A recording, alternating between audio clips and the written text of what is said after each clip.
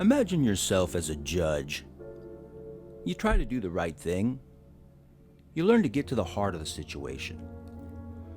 Cases come and cases go, leaving indistinguishable layers of sediment in your mind, like a lazy river flowing down from the mountain to the bay. The years pass, and you wake up one morning and realize it's all downhill from here. And that's the moment when every judge gets hit right in the kisser with the case that torments you. Seems like another run-of-the-mill thing. Wrap it up and you're home for dinner with the family. Except sinks its psychic talons in you and you can't let it go. Happened to me. It was the case of tour guide Harmon Hutton.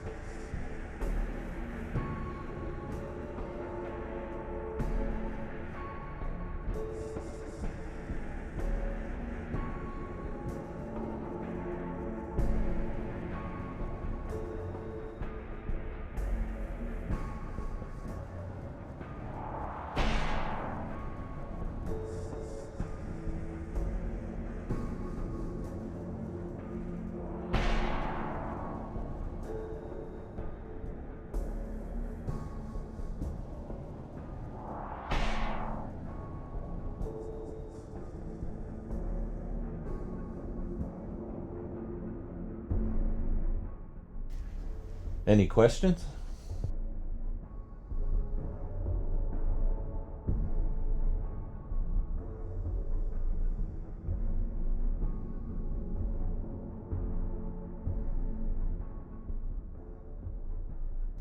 How are you feeling? Did you read the things I sent over?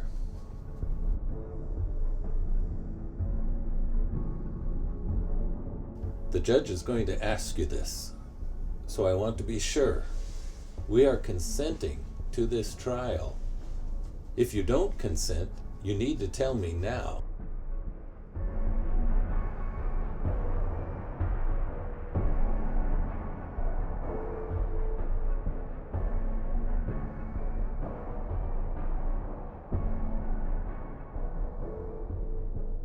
If we back out, you realize the judges will simply forward the entire file to the state authorities. In the short run, it could buy you time. In the long run, they could throw the book at you. There will be more charges, stronger evidence, and the ultimate sentence could be brutal. If you're convicted, that is. You understand what I'm saying?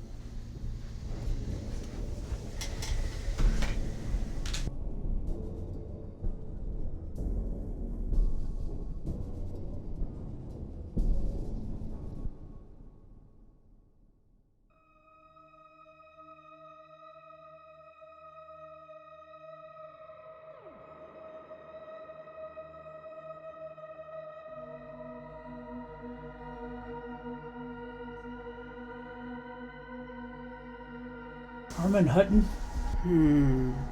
Simpkins wrote these charges? Yes. Is the defendant here? Let me go check on that, Judge.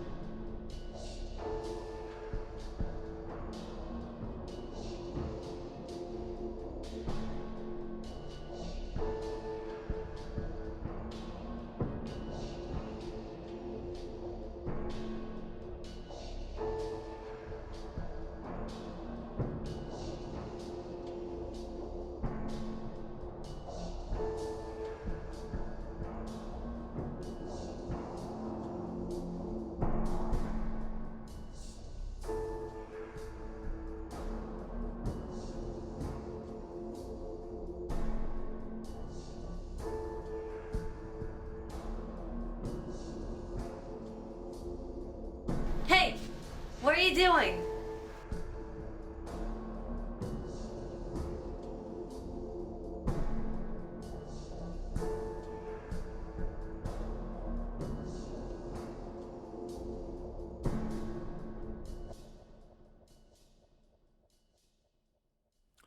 I can still recall the unsettling feeling I had when this guide, Harmon Hutton, showed up in our courtroom. He struck me as split, rent, like his elevator didn't go to the top floor. And when I heard the charges, I knew we were in for a real ride. There was no telling what was going to jump out of that box.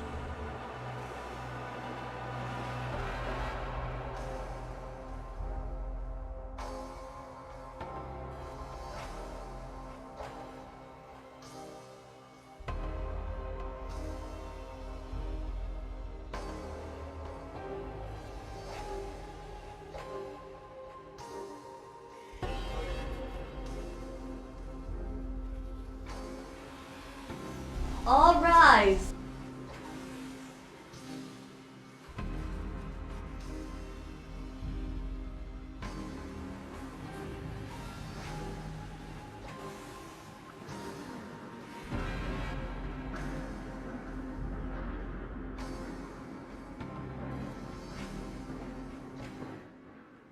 Are you Harmon Hutton? Yes, sir.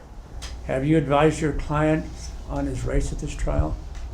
Yes, Your Honor. Mr. Hutton, please follow along with me on the rights and charges sheet.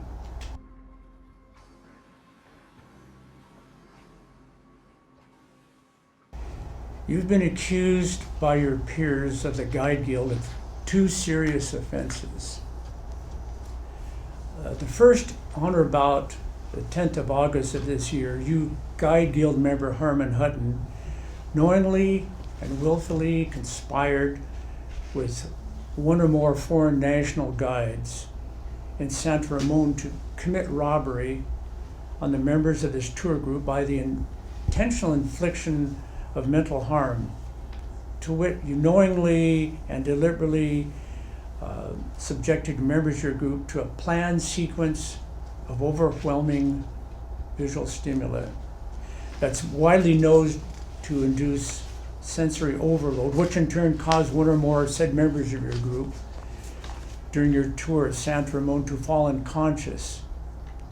And in furtherance of this conspiracy, you did knowingly and willfully plan to execute a deliberate sequence of tour visits to famous sites in Santa Ramon, in which the said sensory overload did in fact take place, to the effect that all members of your group did fall unconscious, and whereby you and one or more of your conspirators did in fact steal items of value from the person of one unconscious member, namely Millard Wentworth. Do you understand the charge, Mr. Hutton? I'm not sure.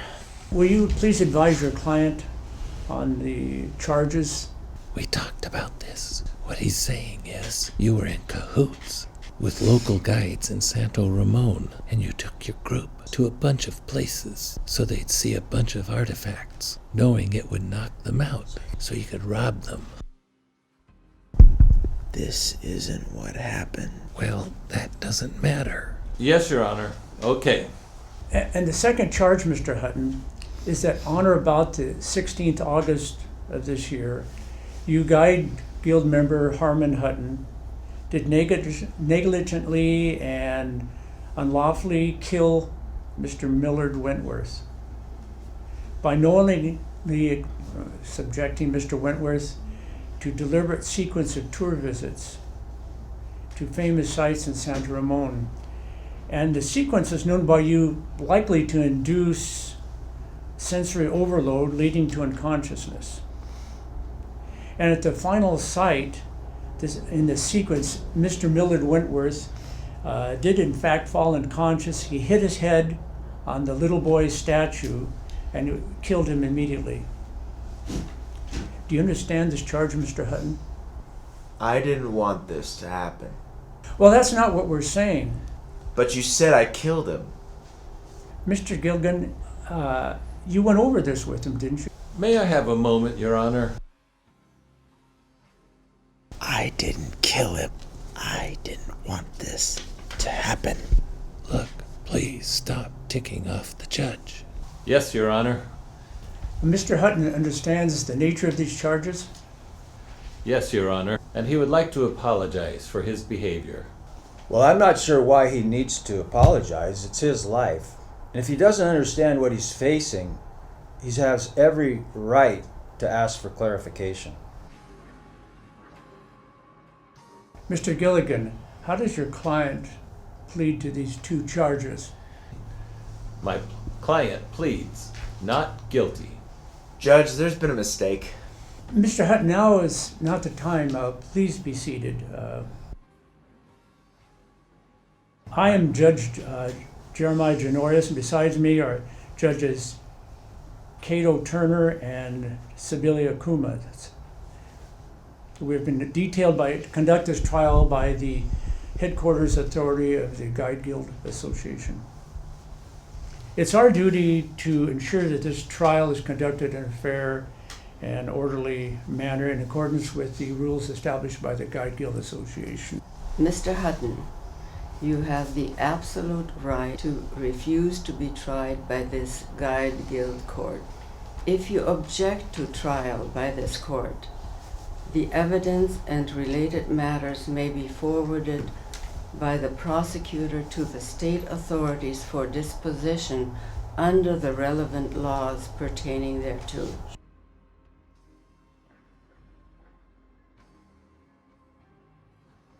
The state authorities would not be bound by anything done in this proceeding.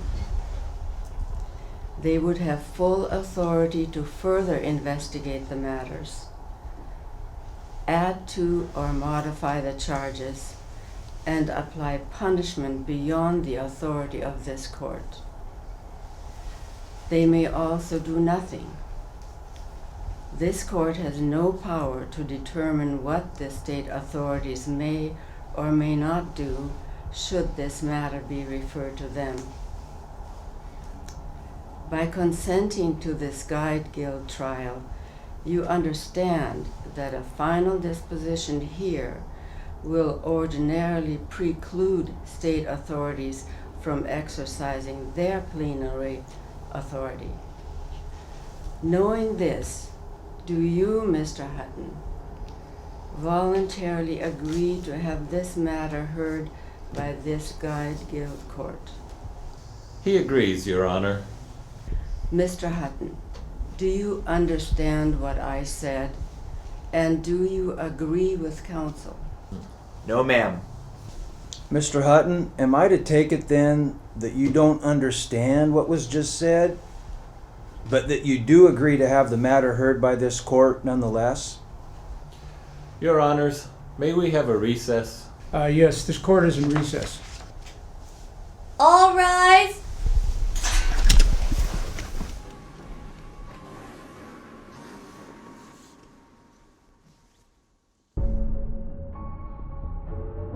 Look, this is not the time to play games. I'm not playing games.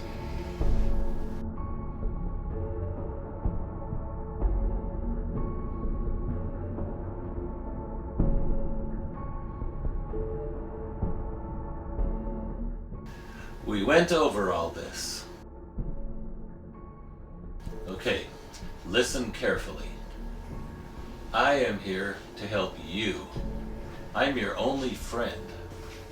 If you object to this trial, the prosecutor is going to send the file to the state authorities. They'll likely arrest you pending trial. They'll dive deeper into the evidence. Your talk about the sequences, pictures of other groups lying on the ground, all those online searches about the syndrome, the groups you led before to the same places where people passed out and lucky nobody got hurt. All of that stuff is going to come out. And you are looking at a laundry list of new charges, and the sentence could be brutal.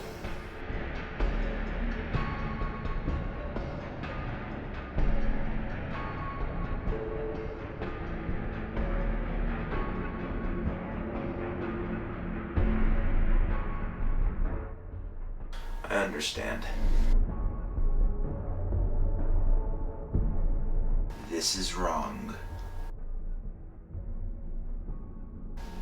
They have it all wrong.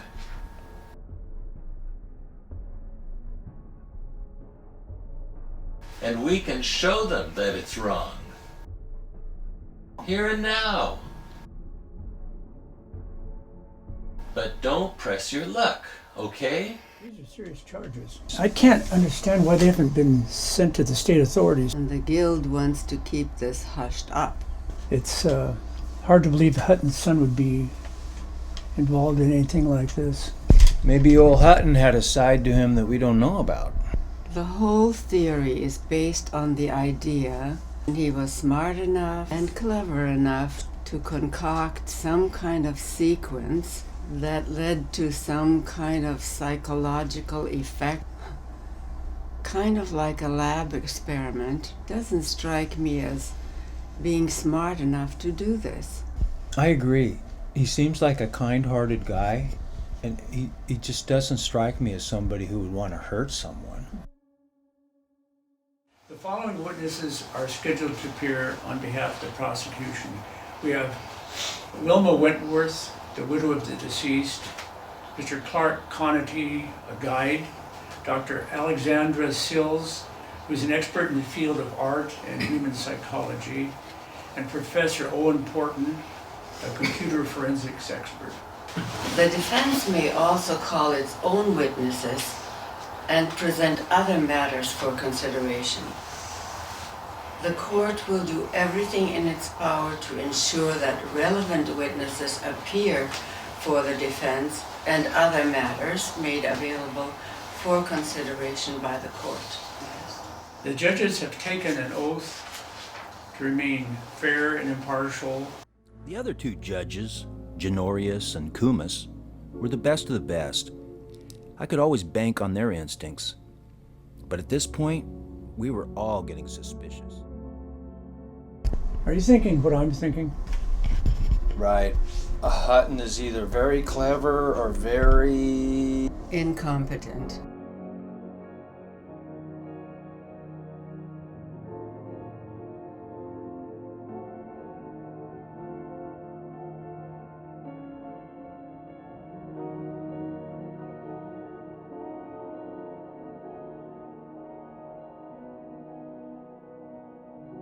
They're calling Clark Conity. Isn't he with that other guild out of Larkton, I think? I'm pretty sure he is.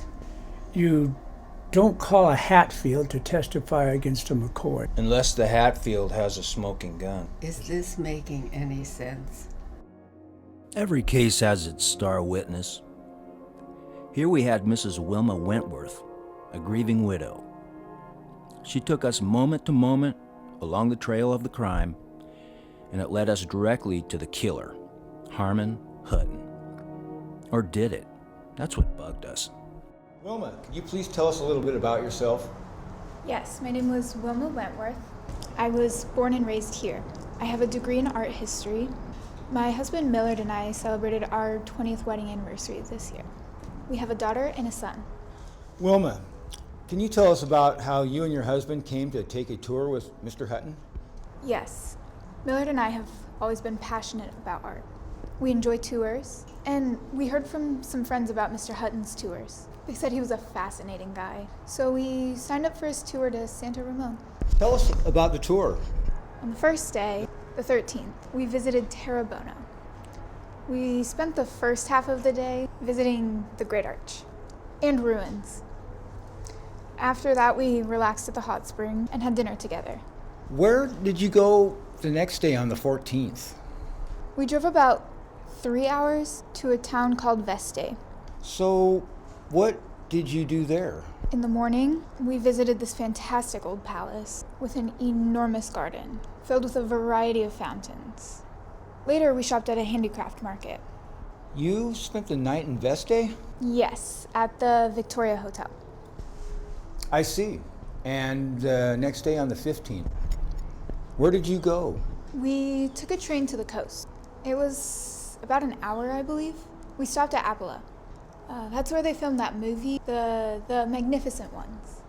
You know, the one starring Rodrigo Galante and Esperanza Lamore. Yes, I am familiar with that. What about doing something special in an Avila? Yes, we spent several hours at a famous museum. It has this huge collection of pots and vessels. So you stayed in Apala? No.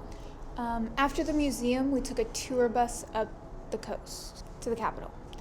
It was about a 3-hour drive, but we stopped to visit a bunch of places on the way. So you arrived in Marino that evening?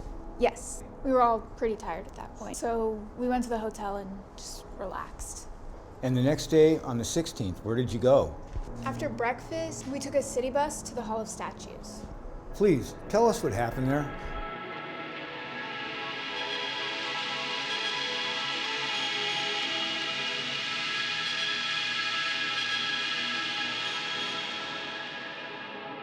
Would you like a break, ma'am? No, I'm okay. Okay, what time was it that you entered the Hall of Statues? It was 10:45. And how did you know that? Because I sent my coworker a text while we were waiting in line for tickets. I see. Please, tell us what happened when you went in the hall. Mr. Hutton led us down a long corridor, past a bunch of smaller halls, and we immediately went into the Great Hall. That would be the last hall at the end of the building. Yes, we were alone in the Great Hall. Mr. Hutton led us through, describing the different statues. How long did that take? I can't be sure. We stopped at each piece. He told us fascinating things about the history. Probably about 30 minutes. So what happened next?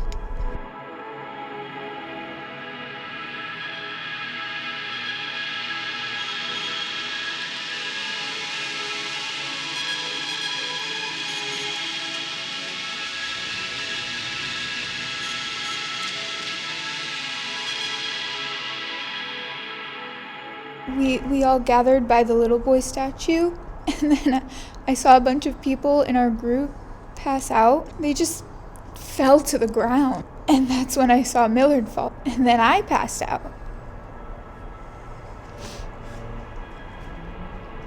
When you woke up, what did you see? Well, I was lying on the ground near Millard. There's blood all over the place. He had fallen down by me. There was blood all over the place, and his head was at a weird angle on the edge of the statue. I knew right then that he had smashed his head against the marble statue.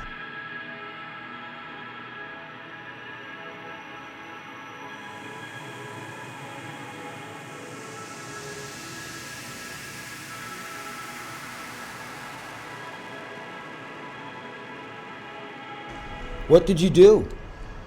I crawled over to him, held his head in my hands. I was begging him to wake up. It was horrible. He was bleeding. So what happened next? The guards came running in, and then some medical people. They checked on Millard, but there was nothing they could do. They threw a cloth over him, and they started waking other people with salt. It was total chaos. Somebody brought in some wheelchairs. Would you like to take a break? Wilma, what happened after everyone got revived? I mean, everyone except your husband. We were all taken to a local hospital. They evaluated us, treated our cuts and injuries, and then we returned to our hotel. Your husband remained at the hospital. Yes, in the morgue. What happened to his personal effects? You know, his clothes and stuff like that. They put everything in a small box, and they gave it to me as we were leaving. And did you go through his effects when you returned to the hotel? In the room. I emptied the bag out, and that's when I discovered a number of things missing. What did you discover missing?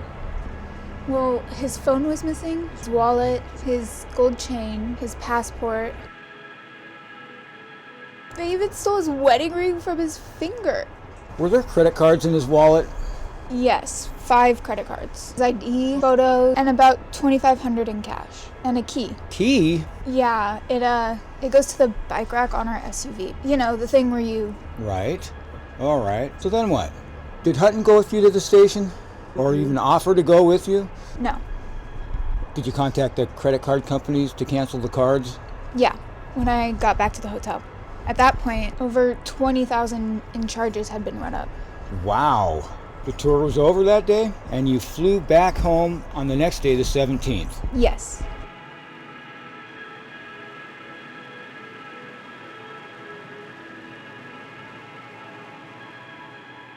You said that the tour began with a visit to Terrabono on the 13th. There's 10 of you, plus Hutton the guide. Did everyone seem to be in good health? Yes. Enjoying themselves. No one had any illnesses. When you got to the Great Arch, did you notice anything? Yes. As we were approaching the Great Arch, everyone was, chatting and having a good time. But suddenly, it seemed like everything grew silent. It's like everybody had walked into a cave. It was just weird. And that's when I noticed Mr. Delante and his wife just sitting on a bench and holding their head in their hand, like this. Did you do anything? Yeah, I walked over there. I offered them some water. They were both panting. It was odd. It wasn't that hot out, but they were both overheated. Anything else strike you as weird? Yeah, there was another couple standing rigid. They were just frozen in front of the arch. And then I noticed my husband, Millard. He was shooting video, and I saw him rocking on his feet like he was going to lose his balance, like this. So I grabbed his arm, and I took him back to the bus. When everyone got to the bus, what was the mood? Well, Hutton was talking to us as we pulled out, but nobody was really listening to him. So, on the 14th, you went to Veste, visited the fountains. What happened there? It was similar to before. It just turned into a disaster, though. I saw Mrs. Larrabee talking to herself. She was saying something about get away from the canopy. It made no sense. And I saw some other people laughing near the fountain, and I was starting to feel panicky. And Millard took me to sit down for a few minutes, and the sound of the water, it just felt like I was drowning. I'm sorry to hear that. What did you do then? Well, Hutton rounded us up, and then we took off. Okay.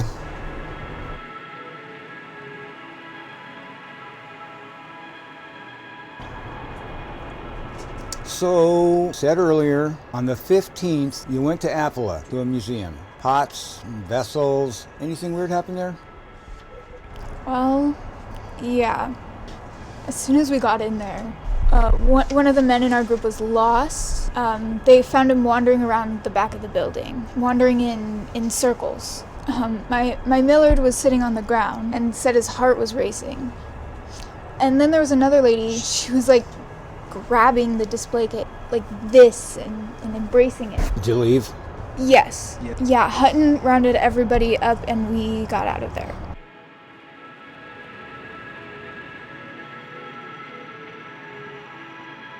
Wilma, with all that's happened here, how is it that you guys, the next day, still willing to take a tour of the Hall of Statues at the Capitol?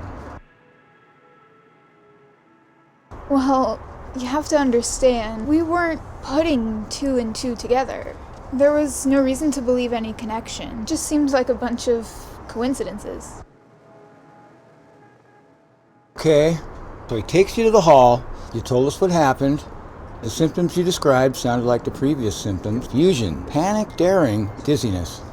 At every stop, you didn't notice anyone suffering till you were actually at the site. It always hit you at the same time at the actual stop. Looking at the thing you came to look at? Yes. So how do you explain this?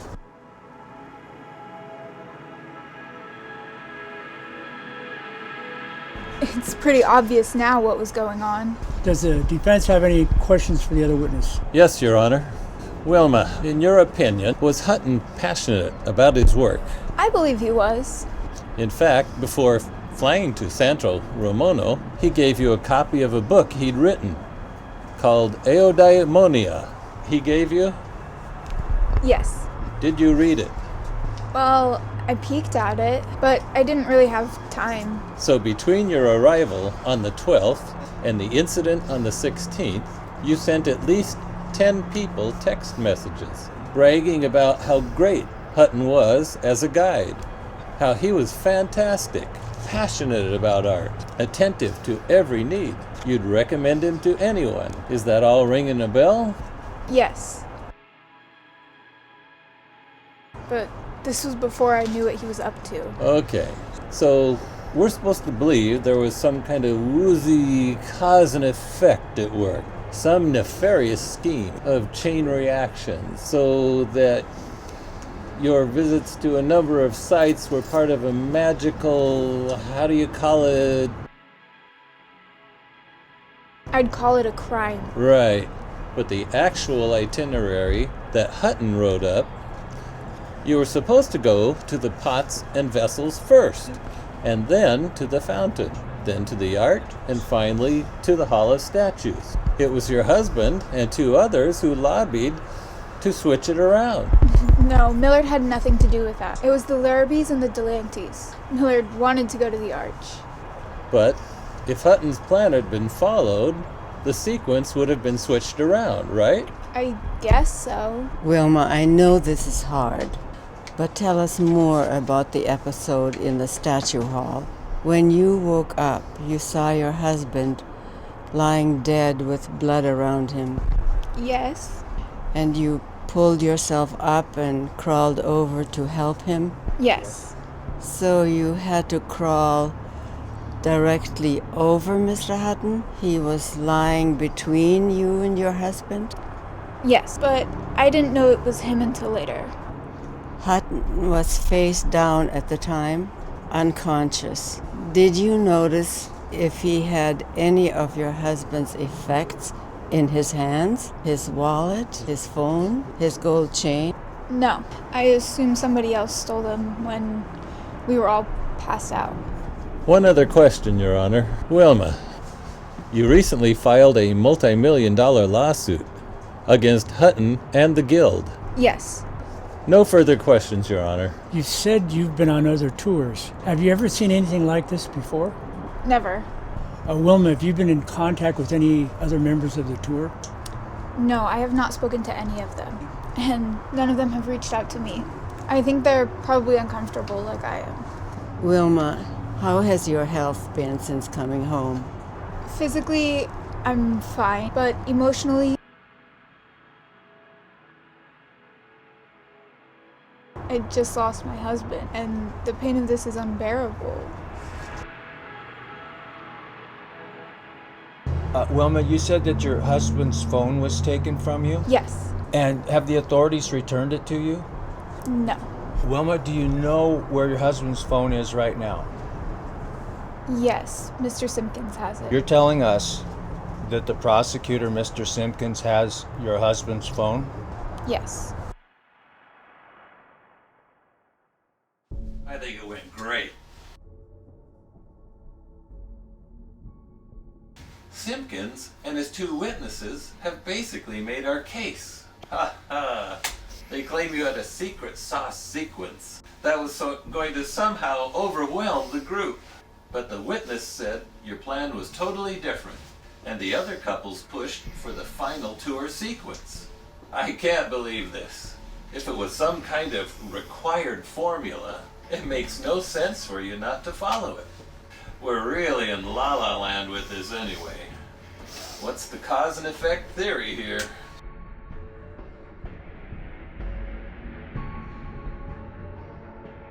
They admit you're widely known as a great guide, passionate about your work. The missus admitted you shared your book with her. It shows you love what you do. She said no one had any complaints or illnesses before or after leaving any of the sites. That makes no sense. She admits you passed out at the little boy statue, and you were still passed out when she awoke. How could you rob anyone if you're unconscious? This is nuts. And they admit that you tried to help recover her husband's stuff. They have no proof of a conspiracy. Pure speculation.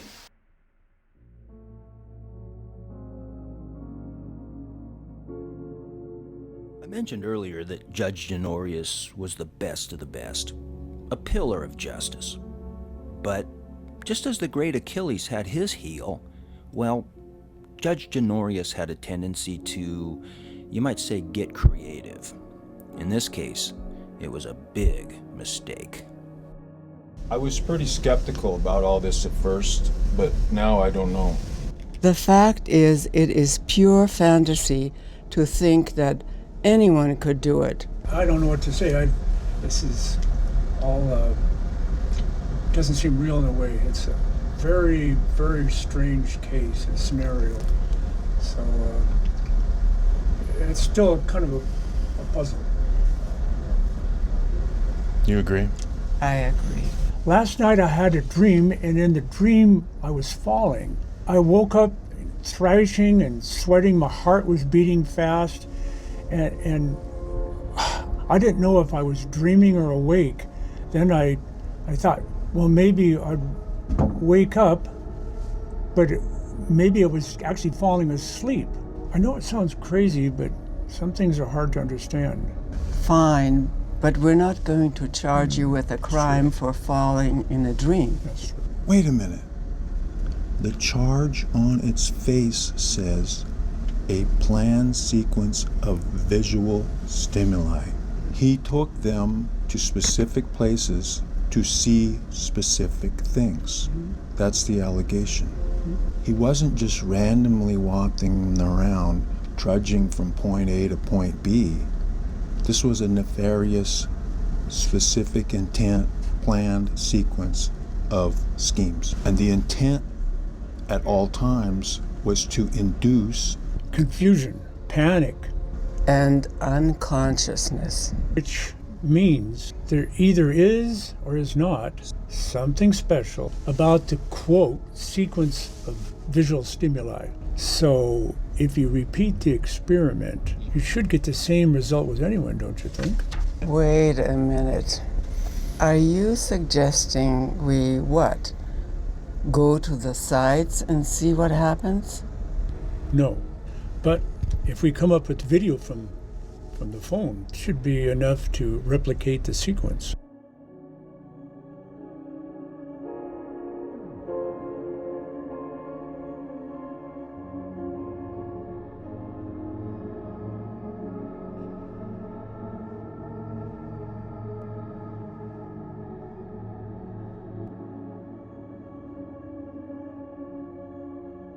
I'm not sure I'm going down that road. Why not? I mean, are you seriously afraid that there's going to be some kind of sensory overload by simply watching the video? I just think it would be a meaningless experiment. First off, we don't really know what we're going to see on the video. It could be helpful just to see what the guy actually filmed. Second, if we don't see any impact and no harm done, after all, we've got a duty to get to the truth. Does kind of make us scientists in a sense, you know. Hey, Gilligan, can we talk Sure, what's up? privately?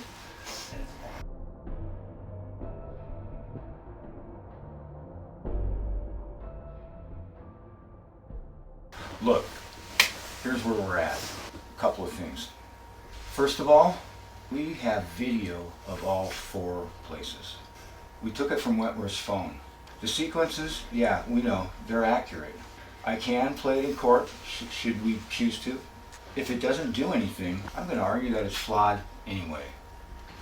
I'm concerned though, it could very well do to us what your guy did to the group. What are you worried about? Did you just watch it yourself? No, the clerk put the files on the disk. Look, we could all be liable. Who knows what's going to happen in court? If you charge someone with distributing drugs, you don't give the drugs to the judge to prove that they're dangerous. Right. You have tests to prove that they are what they are. Exactly. And I didn't mention this earlier, but we now have evidence from independent tests. Those sites are in fact dangerous. I know it sounds crazy. Whoa. It's a bit late in the game, isn't it? You have witnesses to testify about this? Not yet. But they're still checking other things out. We need to adjourn to a later date. But you need to know, if we go to the trouble of finishing these tests, and it turns out that your guy was doing something grossly negligent or malicious, I'm going to withdraw these charges, man, and send him straight to the state authorities. This could be the tip of the iceberg that sheds light on a lot of unsolved cases. I wouldn't have any choice at that point. You threatening me with what? Look, your guy needs to plead guilty today. You said you had a couple of things. What else? None of our 3 witnesses are here. The other guy, Conati, got the date wrong. Our syndrome dude, our expert, he got called into court. The professor's stuck in traffic. Ha, man, sounds like your problem, not mine. You know as well as I do that the judges will adjourn. And we'll be back here tomorrow morning, brother. So let's get real, Gilligan. There's no mystery about what they're gonna say. We're wasting each other's time. I know you have a couple of lame points you can make. I'll concede them. So I've drafted some stipulations here. Expected testimony for the witnesses. You can save everybody a bunch of time and hassle. The only thing I'm stipulating to is my client's innocence. Oh, come on, give me a break. How about you waive? Whoa, wave? The only thing I wave is the American flag, baby. Give me a break. Look, I'm going to give you the steps. Talk them over with your client. I'll tell the judges we're hashing a few things out. Just need a little more time. Take the steps. Talk them over. Okay, here's the deal. The prosecutor has 3 witnesses not ready to rock and roll. They didn't make it. But he says they'll definitely be here tomorrow.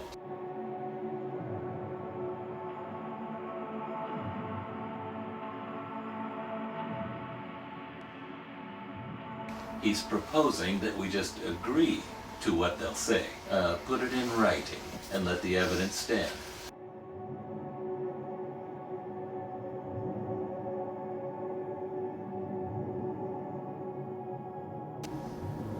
What if I don't agree? We wouldn't be agreeing that what they say is true. It's just what they would say if they were here. We can still argue.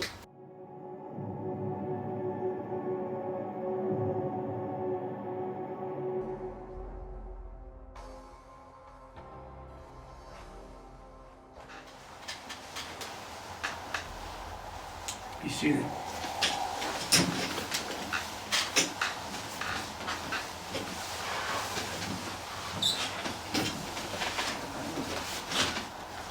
Prosecution intends to call 4 witnesses. We've already heard from Mrs. Wilma Wentworth. The other 3 witnesses, Mr. Clark Conati, Dr. Alexandra Sills, and Professor Owen Porton, are all temporarily unavailable. And the prosecution and defense have agreed to enter stipulations of their expected testimony of these 3 witnesses. You are advised that these stipulations are not an agreement that the matters set forth are true, but instead are merely an agreement that if the witnesses were present, he or she would testify as set forth in this document. Mr. Hutton, do you agree to allow the judges to consider these stipulations for the expected testimony? Yes, sir. The stipulations are accepted and should be considered. Now, I'd like to follow up on one final matter. The question was, can we see the video that Mr. Wentworth recorded on his phone during the tour in question? I've been advised that the clerk has successfully accessed Mr. Wentworth's phone and was able to copy all the files taken during the tour. Now, inasmuch as the allegations pertain only to what Mr. Wentworth and the others saw during the tour, the clerk has edited out all the material that doesn't pertain, such as in the hotel and on the train. So yes, the video is available and it's possible to view it here and now. Now we're going to watch this video. It's been taken off the mobile phone of Mr. Millard Wentworth, and we shall attach as much or a little weight to this visual evidence as we feel appropriate. Now, counsel, you're going to have the opportunity later to introduce additional evidence and comment on its authenticity, relevancy, and the weight of the video. So, clerk, will you please set up the monitor now?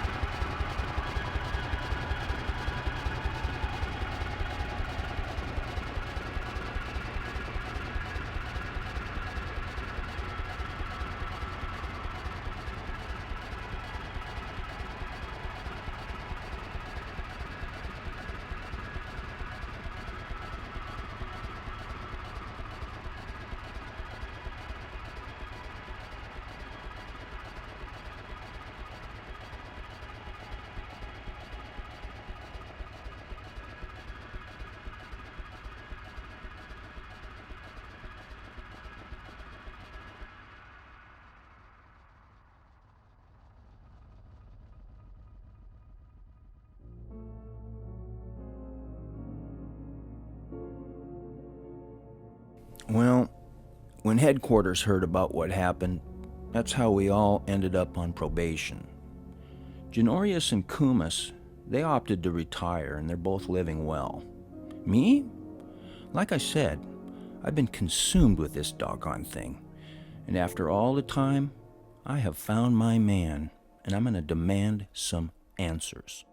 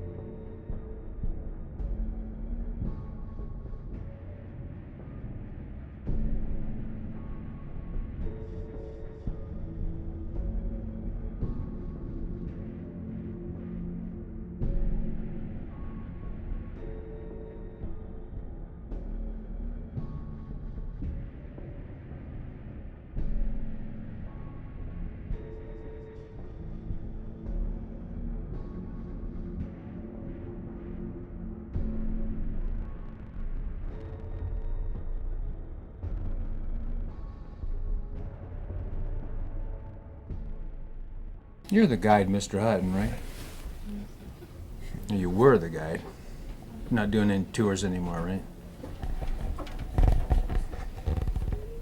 Oh, yeah. You were the judge. I was the judge, and I am... Not a day goes by that I haven't racked my brains, because I haven't figured out what the heck was going on. What do you think? You want to walk with me a little bit? It was all a big misunderstanding. Misunderstanding how? Pretty much the whole thing. Wait. Misunderstanding about what you did? Or what you were charged with doing? Or what are you talking about? The whole thing. They got the whole thing wrong. So you had no intention of... Zero. Zero. None. Why do you think that they thought that you were thinking to hurt somebody? Who knows? You'd have to ask that prosecutor, Simpkin. Or Conady. I could wring his neck. Conady was the other tour guide, right? I wouldn't call him a tour guide. And his group is definitely not a guild. So who is he?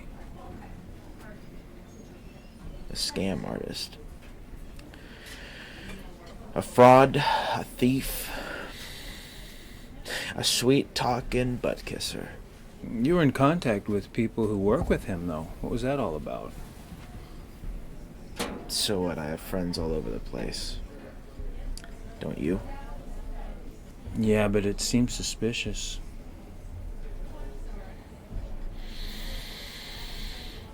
Correlation ain't causation. So you're saying you really had no agreement with anybody to hurt anybody? It isn't who I am. So how do you explain it? Explain what? Explain what happened. What happened is that I am a damn good tour guide.